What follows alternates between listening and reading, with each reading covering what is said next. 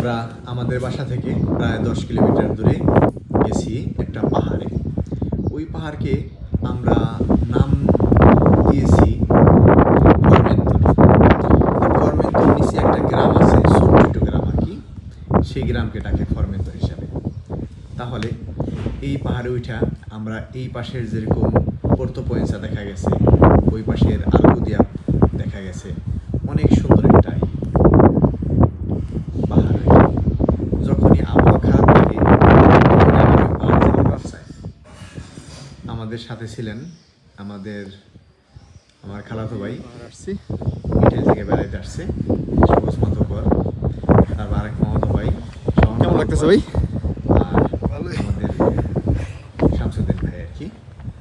এই চারজনে উঠছি, আমরা গাড়ি নিয়ে উঠছি, গাড়ি ওই যে ব্লগার, তারপরে এই পাথরজা পাহাড় ব্লগার শাওন নাদর, উঠছি। ব্লগার শামসুদ্দিন ভাই। এই যে মঠটা, এই মঠে বিকাল অন্যরা কোনো রিস্ক নেই, সব স্বাভাবিক আছে। ধরো একটা জায়গা, আবহাওয়া ভালো থাকলেও ভালো দেখা যায়।